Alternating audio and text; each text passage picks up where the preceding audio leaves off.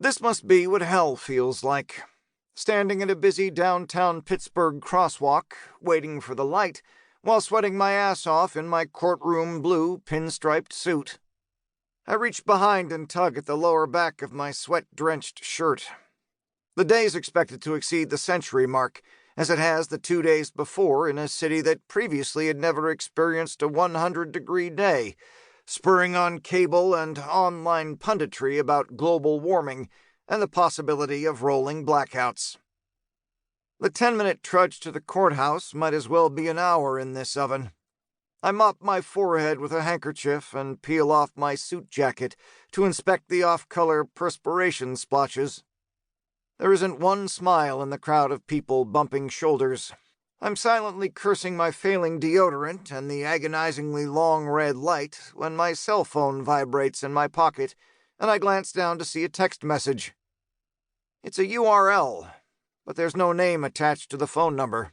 One of my steadfast rules of life is never to answer calls or return texts from numbers I don't recognize. Spam from political action committees, robocalls for extended car warranties, and links from the occasional porn purveyor are common.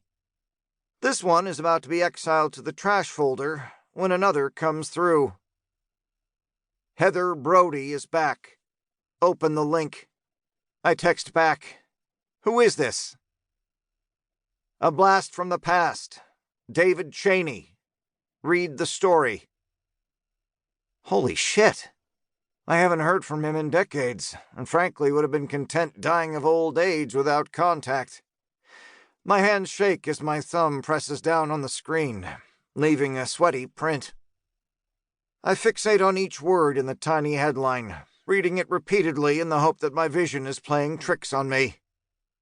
Human remains linked to Heather Brody. Oh my God, I mutter to myself, stepping off the curb. A horn blasts, and a woman screams as I glance to my left to discover a bus bearing down on me.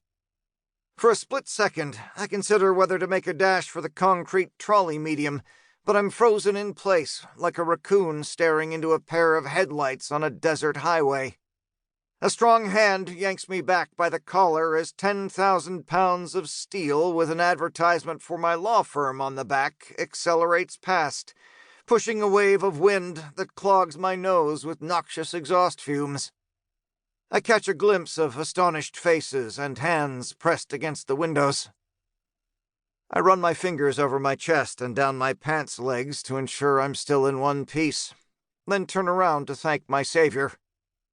A middle-aged guy with a baseball cap and a beard is shaking his head like a disappointed father.